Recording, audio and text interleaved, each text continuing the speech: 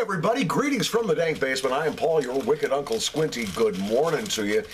YouTube does not like the size of my uploads, and I'm going to try to do this quickly, but I don't want to do it quickly because this is a very complex snuff. It's going to take a little bit of time to pick through it. This is O.S.P, the open source project.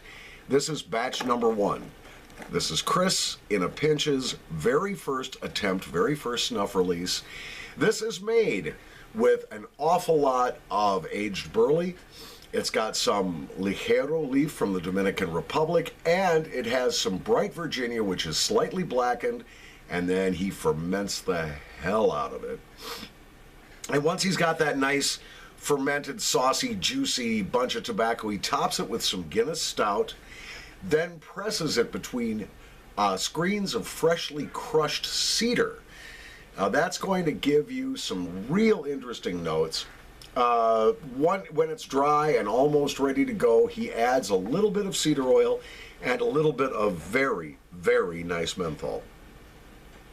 Now, what do we have in the tin? Well, we've got a medium, fine to medium grind. The grind is quite nice. There's not a lot of moisture here. Moisture, I would say, is low on this. This could be sneezy. In the tin, it's nice. I smell a little of the beeriness from the Guinness, a little tiny bit of that cedar. The Ligero does not pop out at all in the tin note. Maybe a little. Well, let's take a pinch. I'm going to run barefoot through my snuff. Why not? I got clean hands, right? All right. So let's do this. Let's take a pinch of this. O.S.P. batch number 1. Ho ho! This is take 3, and I've already done a lot of this, so the nicotine has visited me. But let's try this anyway. All right. Cheers.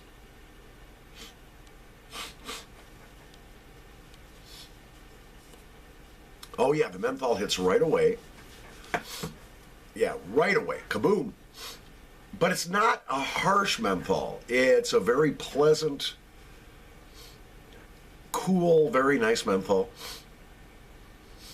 And it begins to subside almost immediately after it does its job of opening up your sinus passages, so you can appreciate the other scents that are in this tobacco.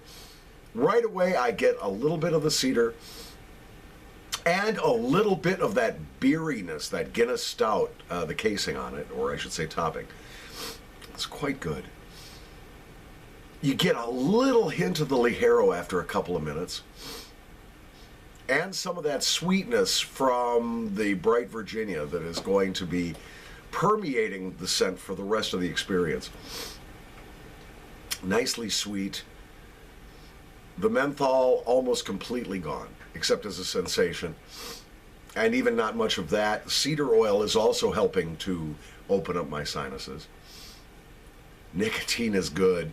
On a scale of 1 to 10, where 1 is nothing and 10 is call 911, this is a solid 6, perhaps even a 7.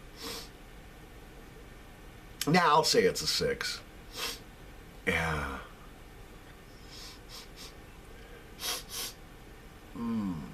Oh, that's nice, guys.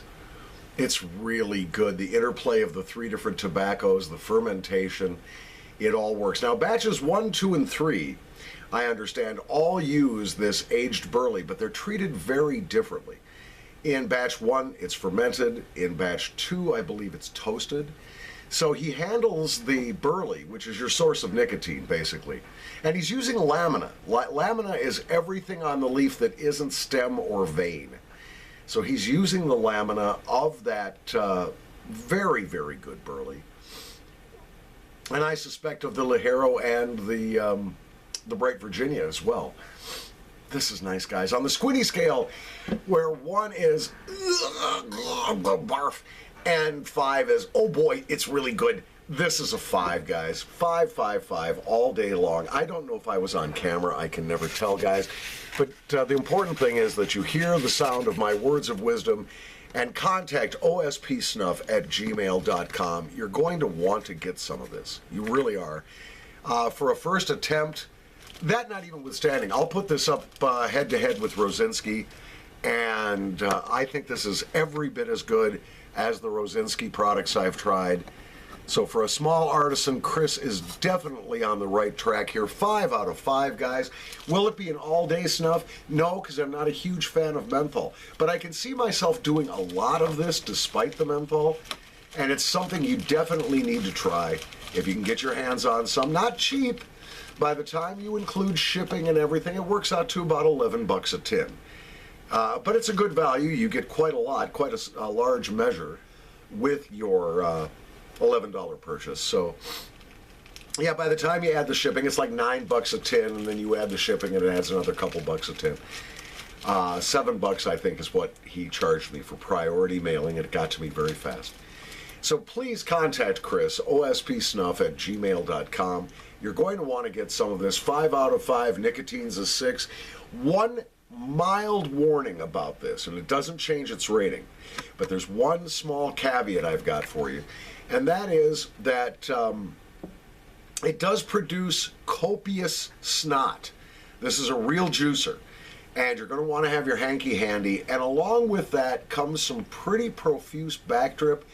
Not real confrontational. Backdrip doesn't burn too much. It's not too bad, but it is there. And it's something you get used to fairly quickly, but it's definitely there. You're going to want to keep a hanky handy, and blow your nose relatively frequently. I'm loath to blow my nose right now because this smells and feels so good in my nose.